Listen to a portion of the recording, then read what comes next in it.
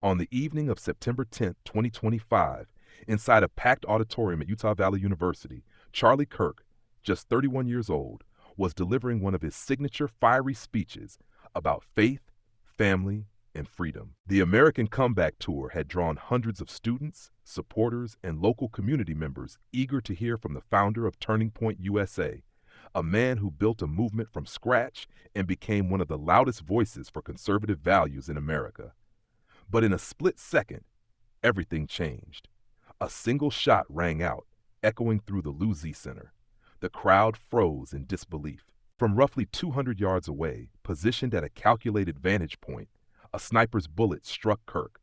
Panic spread as screams filled the hall. Security rushed to cover him, and students scrambled for exits. In one moment, a conservative champion, known for his bold defense of the Constitution and unapologetic advocacy for traditional values, was silenced. The shockwaves extended far beyond the walls of that campus. Within hours, headlines carried the devastating news across the nation. Charlie Kirk was dead, killed in cold blood during a public event meant to inspire the next generation of leaders. For many, this was not just the loss of a political activist. It was the assassination of a patriot whose voice had become a rallying cry for millions of Americans. As investigators poured into Orem, Utah, the question loomed over the nation: who could carry out such a calculated, chilling attack, and why target Charlie Kirk? The hunt for answers began immediately, and what authorities uncovered next only deepened the mystery. Almost as soon as the first reports broke, the FBI released images that would dominate the news cycle. Grainy but telling, they showed a tall, lanky male dressed head to toe in dark clothing. He wore wraparound sunglasses, a dark cap pulled low, and a long-sleeved shirt emblazoned with an American flag. The figure's face remained hidden, his posture deliberate, his disguise carefully chosen.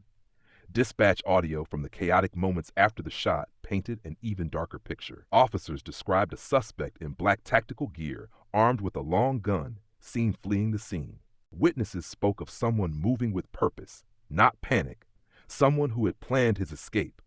It wasn't just the clothing or the weapon that alarmed investigators, it was the precision. The sniper had struck from 200 yards away, a near-perfect line of sight from the Luzi Center across campus. This wasn't a random act of violence. It was methodical, cold, calculated. Authorities began scouring surveillance footage from the university and surrounding neighborhoods, hoping to trace the suspect's movements. Every frame of video, every eyewitness description, became a crucial piece of the puzzle. Who was this man in black? Was he a lone wolf acting out of twisted ideology, or a pawn in something larger? Even in those first 24 hours, one fact was undeniable. This was no accident. The killer had chosen his target, his weapon, and his perch with care, and soon, investigators would stumble upon a chilling discovery in the woods nearby, a discovery that revealed the killer's weapon of choice and hinted at a motive far darker than anyone expected. Hidden in a patch of trees not far from the Utah Valley University campus, officers discovered the weapon that changed American politics forever. Wrapped in a towel, almost as if discarded in haste, lay a Mauser bolt-action rifle chambered in .30-06 caliber. This wasn't an ordinary firearm. It was an imported piece, heavy, reliable, and built for precision at long distances, the kind of rifle a sniper would trust. The detail that chilled investigators wasn't just the make or model, it was the craftsmanship of the shot itself. At 200 yards, striking a moving target in front of a live audience requires skill. Whoever fired that bullet knew exactly what they were doing. But then came the most disturbing twist. Preliminary reports from law enforcement suggested that the rifle's cartridges bore unusual engravings, cryptic markings tied to transgender and anti-fascist themes. Though awaiting confirmation from the ATF, the possibility alone pointed to a disturbing question. Was this a politically motivated killing carried out to silence one of the most vocal conservative leaders of his generation? Every detail of the rifle became a clue. The towel hinted at preparation, an attempt to conceal fingerprints or DNA. The choice of weapons suggested not impulse, but patience and planning. This was a sniper's rifle, not a random gun grabbed off the street. And yet the killer vanished. No fingerprints confirmed, no immediate suspect in custody, just a weapon, a towel, and a nation demanding answers. As the FBI pursued leads, 2 arrests soon made headlines. But what investigators learned next only added another layer of confusion and controversy. In the frantic hours after the assassination, police and federal agents worked around the clock, chasing every possible lead. The pressure was immense. America wanted justice, and quickly. 2 individuals were taken into custody in Orem, sparking speculation that the killer had already been caught. But the truth was far murkier. One of the men was accused only of obstruction, interfering with the investigation but not tied to the shooting itself.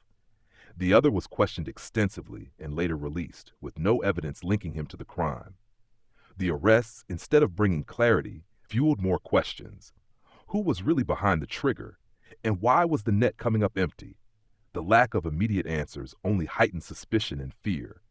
Was the killer still in Utah? Had he already fled the state or even the country? Meanwhile, FBI agents canvassed neighborhoods, seizing home surveillance footage in hopes that one camera might have caught the shooter fleeing under cover of darkness. Every false lead drained valuable time. Yet investigators couldn't afford to slow down. This was more than a homicide. It was a political assassination in an era already charged with tension. The killer had struck at the heart of a conservative movement, silencing a man who dared to speak openly about faith and freedom. But if the arrests were dead ends, new technology soon offered fresh hope. Drone footage surfaced, capturing the very vantage point from which the sniper fired. And what those images revealed began to shift the investigation into an even more chilling direction. From above, the scene looked almost unreal. Drone footage captured in the hours after the shooting revealed the vantage point, a clear, commanding line of sight from the Losey Center across campus. It was as if the building had been chosen with precision, offering a perfect window into the heart of the event where Charlie Kirk was speaking. The angle left little doubt. The sniper had scouted the location, calculated distance, and prepared his escape route. No random act could explain the accuracy of that shot. The shooter had chosen not just a target, but the stage upon which his act of violence would echo across America. Law enforcement analysts studying the footage noted how the environment gave the killer cover and time. From 200 yards away, behind glass and shadows, he could wait undetected for the precise moment to fire, then vanish into the chaos he created. The sophistication rattled investigators. Whoever did this wasn't improvising. They were deliberate. They knew rifles, they knew angles, and they knew how to disappear. It was a profile that suggested training, patience, and an understanding of how to strike at the heart of a political movement. But even as agents combed over the sniper's nest, another dimension of the investigation was unfolding, not just in Utah, but across the globe. The State Department began monitoring online chatter where shocking celebrations of Kirk's death were surfacing among foreign nationals, and the government's next move sent a clear message: America was watching. As the investigation intensified at home, another battlefront emerged online. Within hours of Charlie Kirk's assassination, foreign social media accounts began lighting up with chilling praise for the attack. Some hailed the killing as a victory against conservatism, while others framed it as a strike against American values themselves. This was more than idle chatter. The State Department quickly confirmed it was monitoring foreign nationals who glorified the act. Visa holders caught celebrating were flagged, and officials hinted that revocations could follow. The message was unmistakable. America would not tolerate outsiders cheering on political violence against its citizens. For many Americans, this international echo underscored the gravity of what had happened in Orem.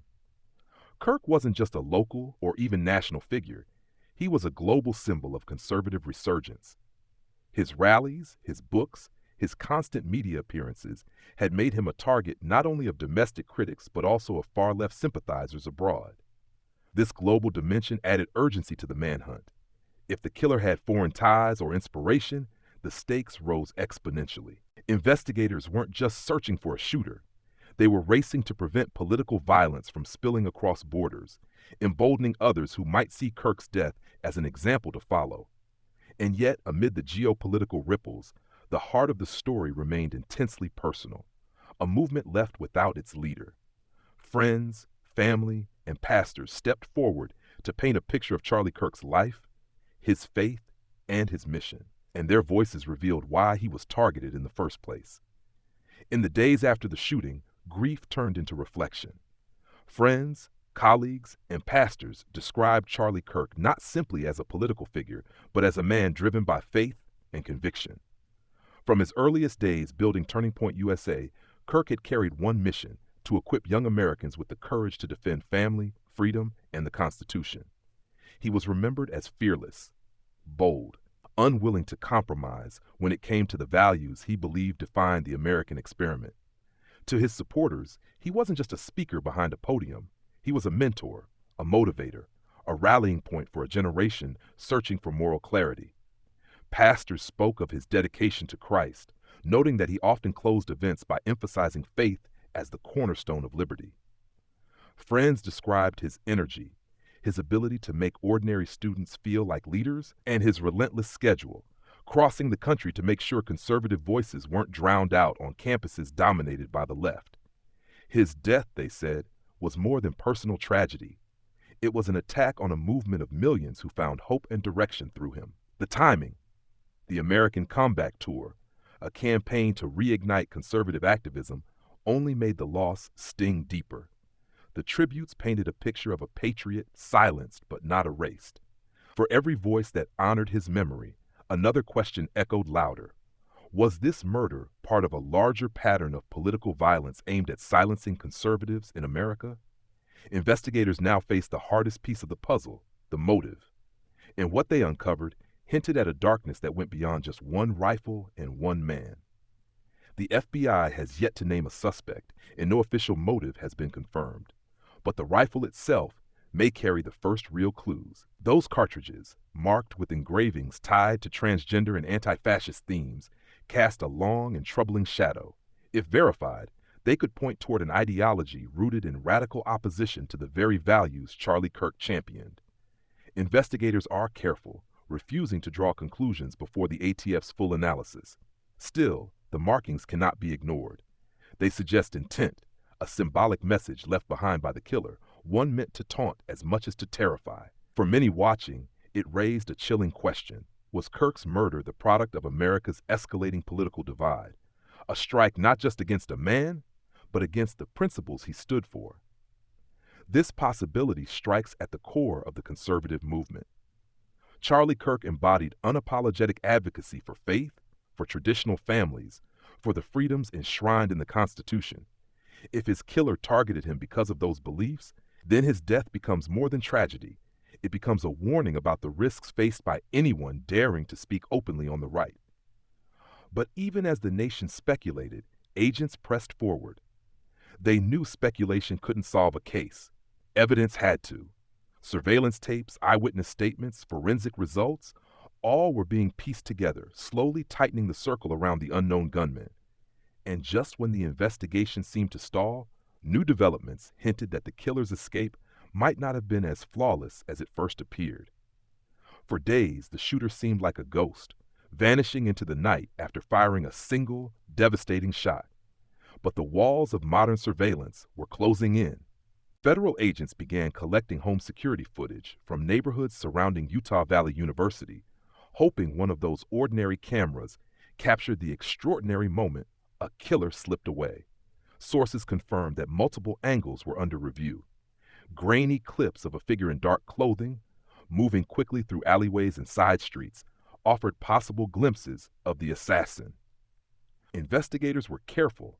No clip yet provided a positive ID, but the images added weight to the theory that the gunman had fled on foot before reaching a getaway point further out. Combined with drone footage of the sniper's nest, a narrative was emerging. This wasn't just a spur-of-the-moment act. The killer had scouted, prepared, and mapped out an exit strategy.